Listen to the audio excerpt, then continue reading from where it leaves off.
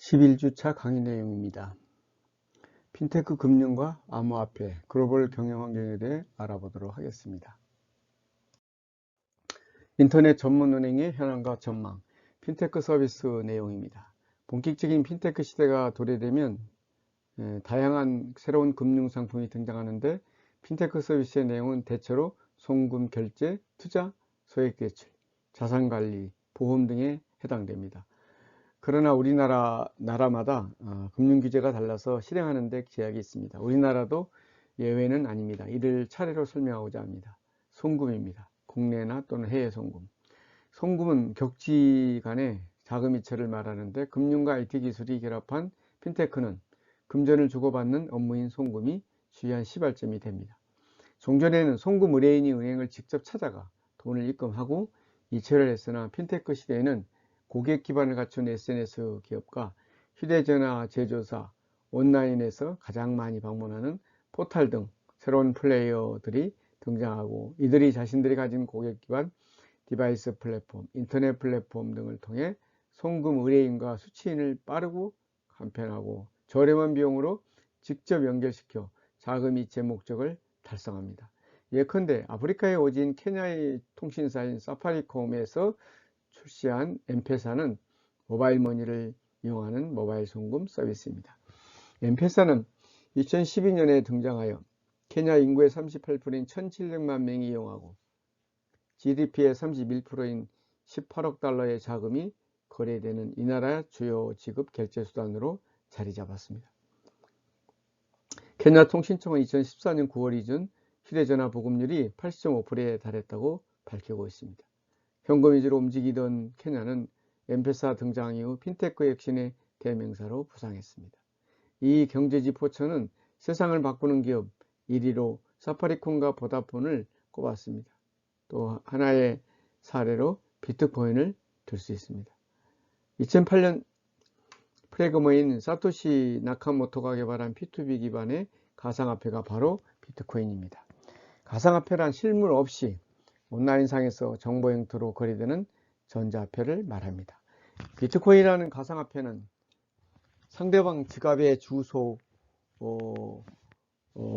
영문이 혼합된 번호만 알면 앱마켓에서 비트코인 앱을 다운받아 주소와 QR코드를 얻어내면 플랫폼 송금은 끝납니다.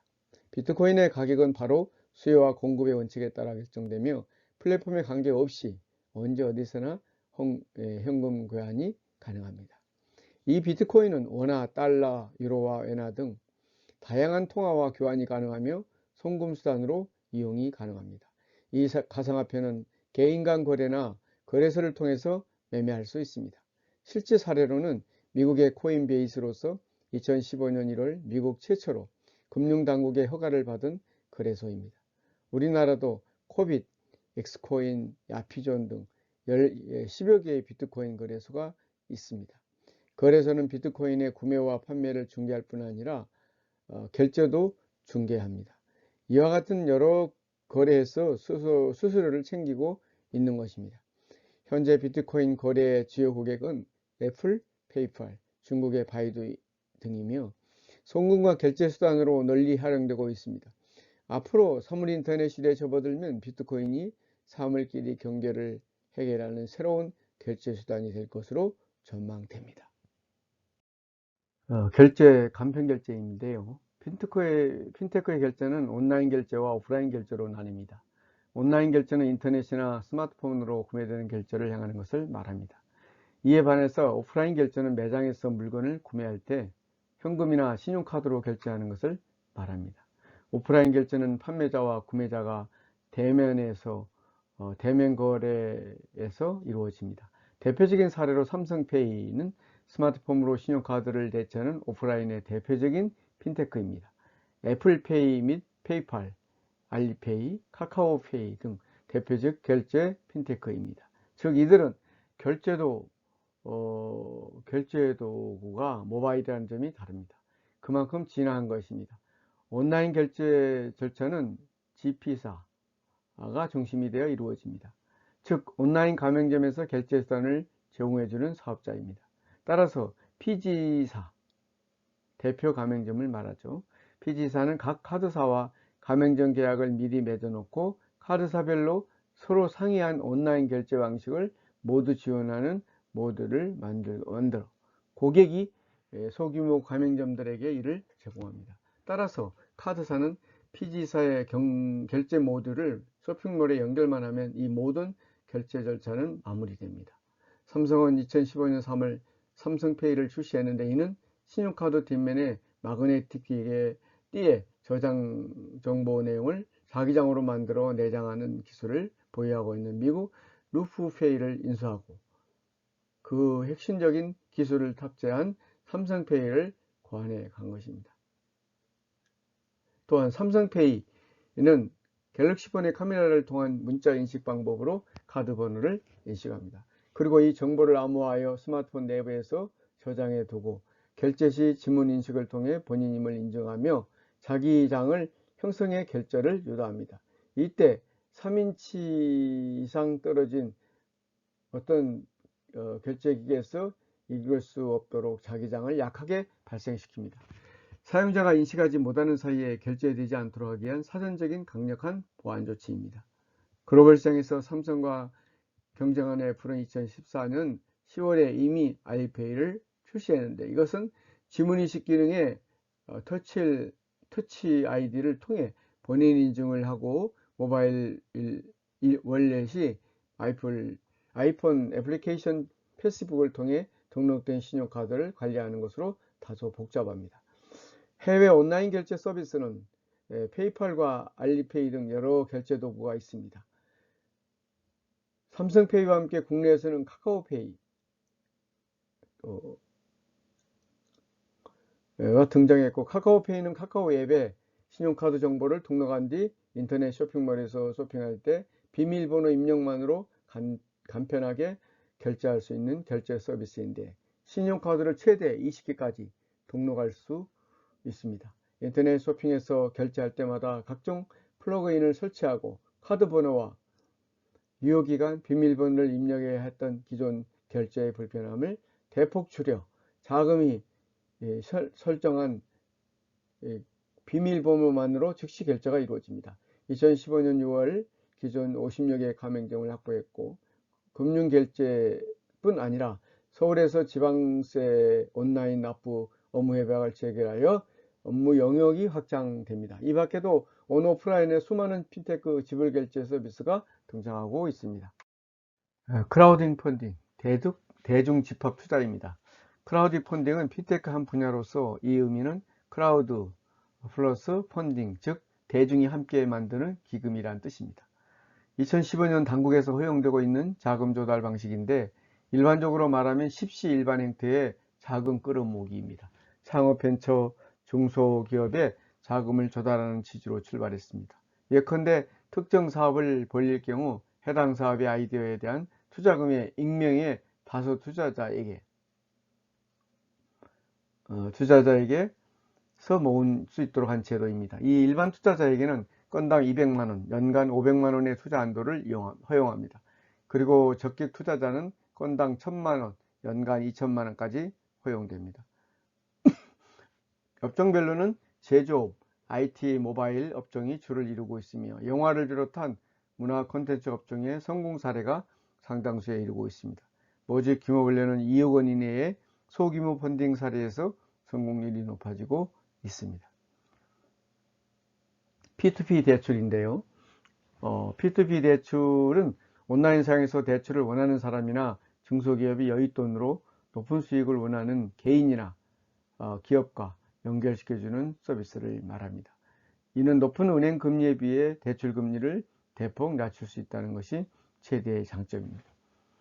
2005년 영국을 시작으로 미국과 중국에서 P2P 대출 플랫폼이 등장하기 시작했습니다.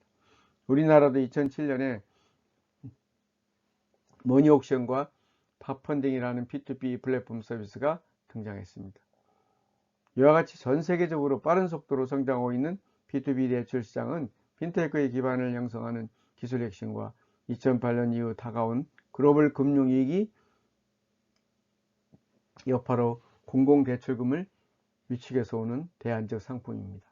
주로 대상은 중소기업과 저신용 서민층 대출 수요자가 여기에 해당합니다.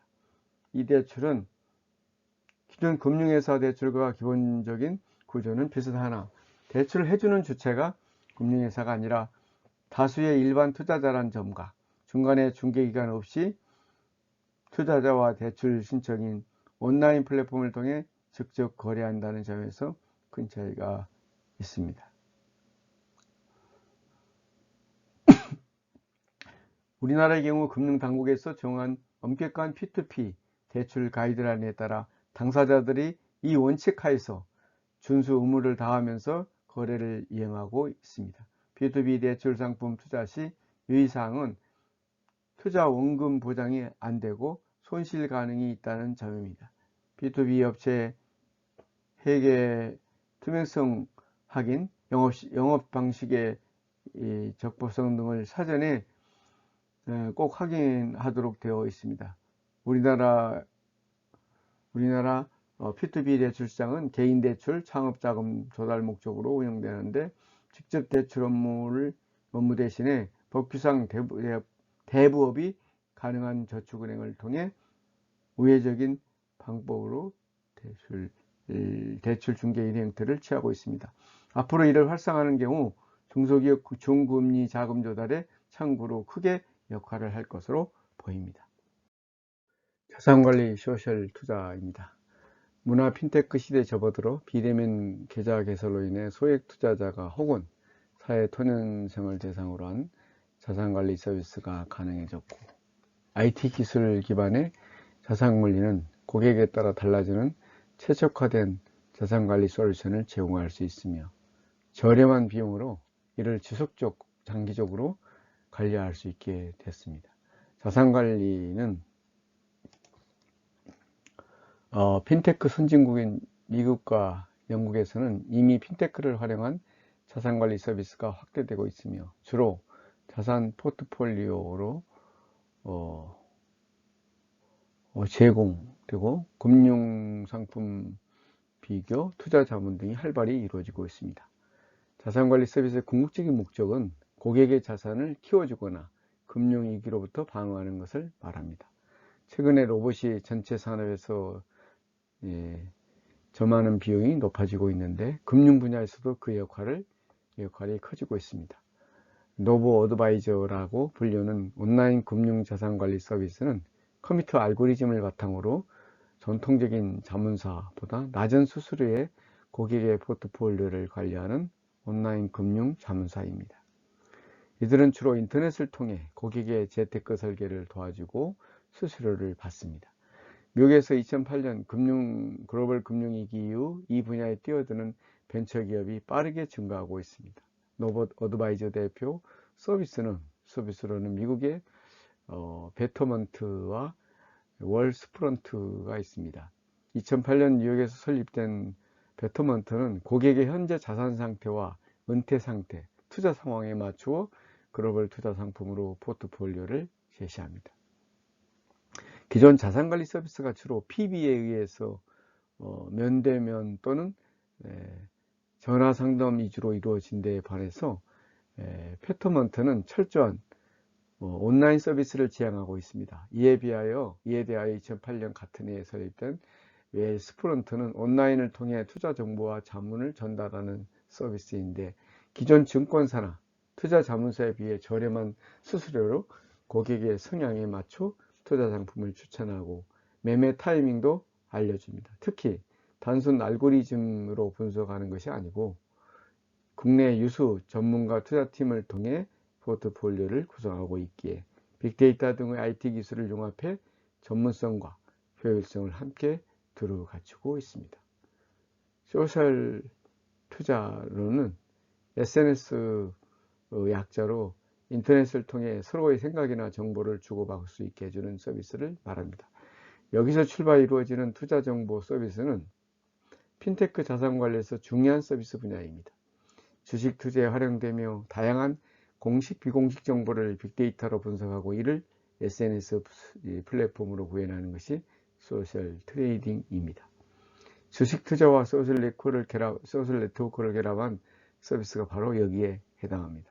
서비스 이용자들에게 수익률 상위 투자자의 주식 보유 현황과 포트폴리오를 보여주고, 서비스 구성은 트위터와 같은 SNS를 이용하는 것처럼 느껴집니다.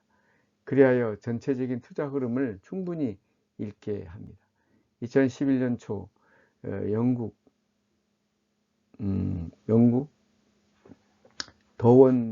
더원트 캐피털이 트위터 분석을 통해 펀드 투자액의 성과를 거둔 것이 좋은 사례가 되고 있습니다.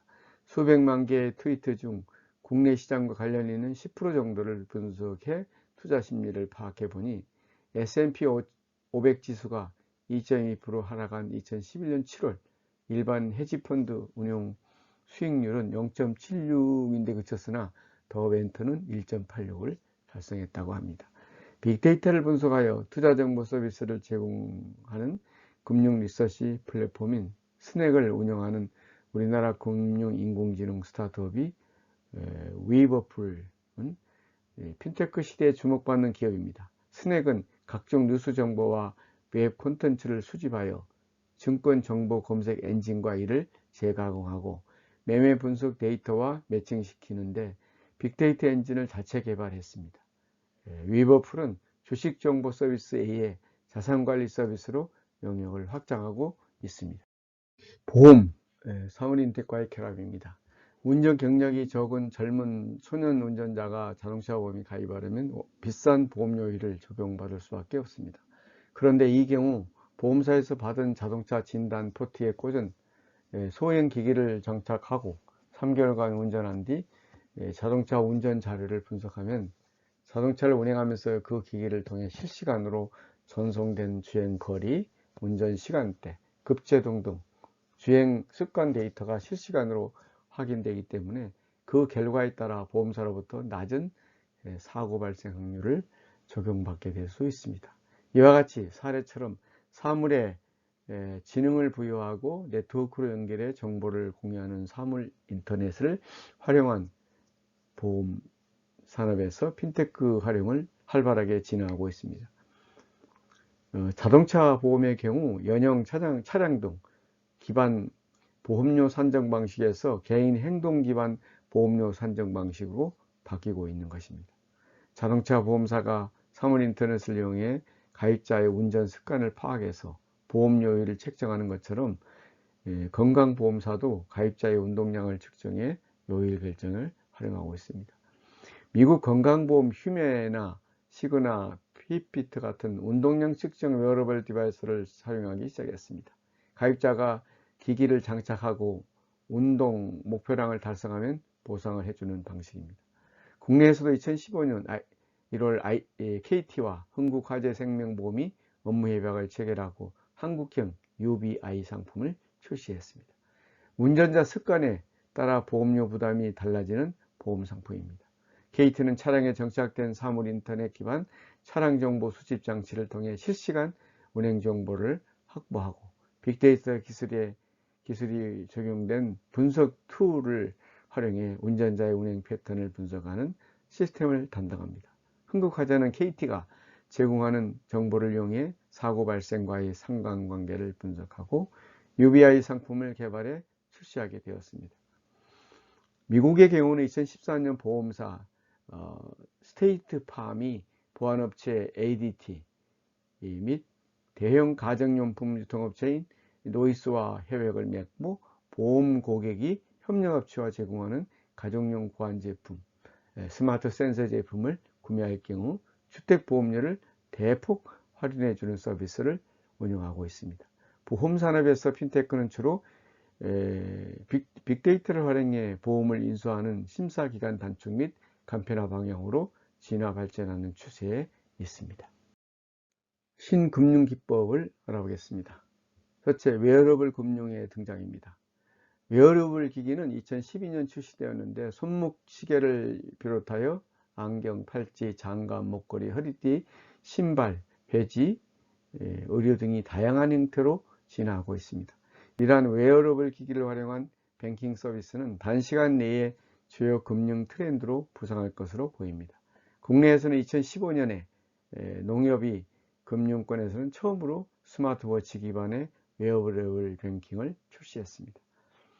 NH워치 뱅킹은 별도의 현금카드 없이도 스마트워치만으로 전국 농협은행, 즉 농축협 ATM에서 일일 30만원 이내 현금 인식이 가능한 금융 서비스입니다.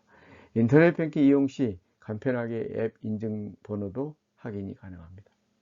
또한 소액 간편 이체 서비스 NFC 기능을 활용한 부가 서비스 등 금융 서비스 범위를 확대하고 있습니다.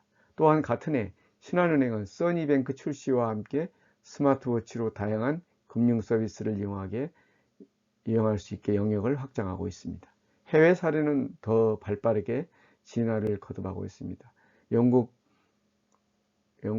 바클레이스 뱅크는 손목 밴드, 장식, 스티커 등 3가지 웨어러블 기기를 이용하는 BPA를 출시했습니다.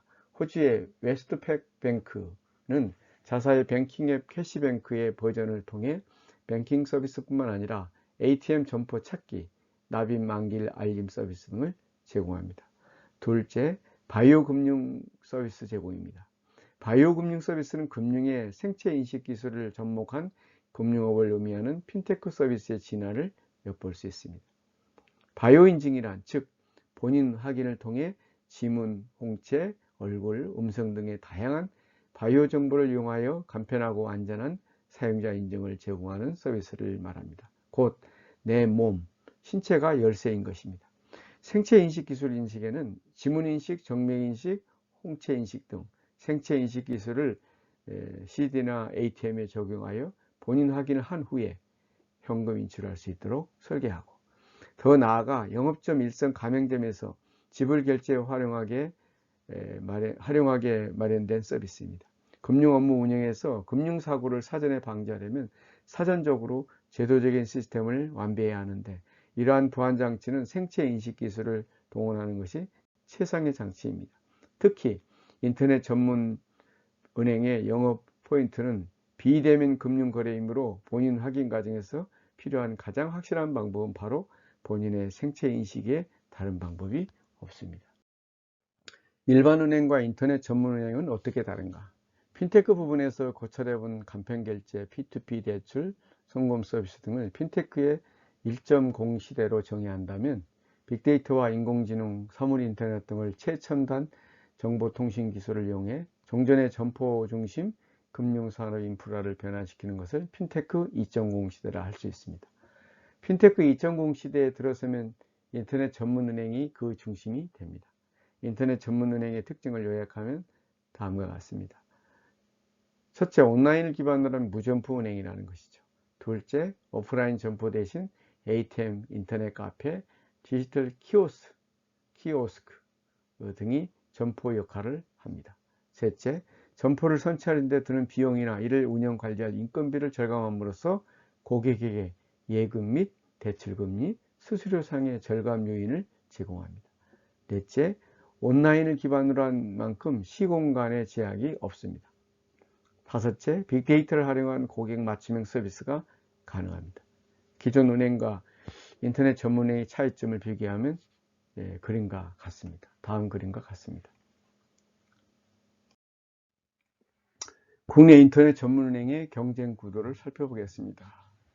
금융당국이 ICT와 금융 부분과 융합을 통해 금융서비스 혁신과 은행산업의 경쟁력 제고를 목적으로 인터넷 전문은행 도입을 결정하고, 2015년 11월 국내 최초로 K뱅크와 카카오뱅크 두 곳을 예비 인가했습니다. 그 후에 K뱅크가 2017년 4월 개점했고, 카카오뱅크는 2017년 7월에 개점하여 업계는 두 개의 복점 경쟁 체제를 형성하면서 인터넷 전문은행의 본격적 업무를 개시했습니다. 우리나라는 선진 금융권의 경우와는 달리 1998년 IMF 금융위기를 겪으면서 금산 분리 제도를 확립하고 있어 인터넷 전문은행의 도입이 지연되어 왔었습니다. 이번 1단계 인터넷 전문은행 등장에 이어 2020년 1월 셋째로 주식회사 한국 토스은행이 예비심사에 통과하여 머지않아 인터넷 전문은행은 3자 경쟁 시대로 진입하게 될 것입니다. 한국 토스은행의 신규 예비인가입니다. 본인과에 득하면 영업 개시 예정 정부는 그동안에 인터넷 전문은행 신규 인가를 추진하여 2019년 12월에 예비인가 신청을 접수하고 심사 결과 토스뱅크에 대해 은행업 예비인가를 결정했습니다. 앞으로 이제 본인가를 득하면 영업을 개시하게 되는데, 정부가 예비인가 신청된 내용에 대하여 은행 법령, 인터넷 전문은행 법령상 요건과 주주 구성, 사업계획의 혁신성, 포용성, 안정성을 심사하고 2019년 12월 16일 예비인가를 발표했습니다. 한국토스은행 예비인가 신청 내용을 보면 표와 같습니다. 2020년 인터넷 전문은행 시장 전망입니다. K뱅크, 카카오뱅크, 토스뱅크 3파전 빅뱅 전개 예상입니다. 그동안의 공정거래상 제한 때문에 IT 기업들이 대대로 대주주로 등장하는데 어려움을 겪어왔었는데 2019년 11월에 국회 법안심사소위원회에서 인터넷 전문은행 특례법 개정안이 심의 통과되므로 제한이 크게 완화되었습니다. 이에 따라 K뱅크 및 카카오뱅크 등 기존 인터넷 전문은행들이 이제는 적극적으로 자본학중에 돌입할 수 있게 되었습니다. 2019년 12월 예비인가를 획득하여 곧 결정된 인터넷 전문은행 토스뱅크가 등장하면서 3파전 양상을 띄우게 될 전망입니다.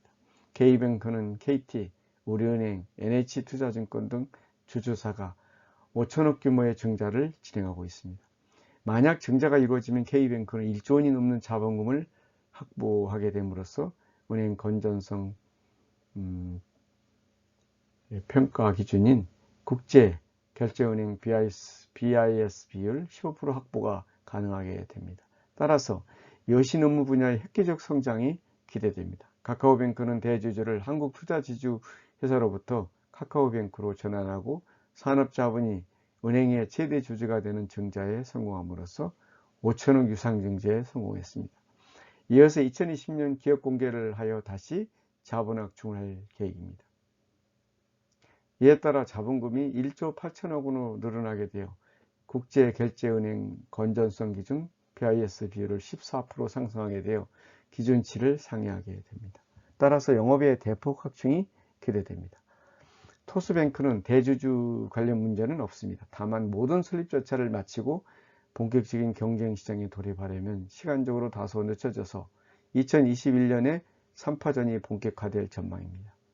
한편 인터넷 뱅킹 기반을 가지고 있는 카카오뱅크와 토스뱅크는 현재 증권계 업계 진출 확대를 하고 있으면서 동시에 카드 업계에는 새로운 기법으로 도약 중에 있어 인터넷 은행뿐만 아니라 머지않아 전 금융권이 지각 변동을 일으킬 것으로 관측됩니다. 요약하건대 인터넷 뱅킹의 시장 판도는 카카오뱅크에 K뱅크가 반격을 준비하고 있고 신규 3자 제3 인터넷 전문은행인 토스뱅크가 경쟁에 뛰어들게 되어 가세함으로써 앞으로 시장은 3파전으로 빅뱅 현상을 전개할 전망입니다.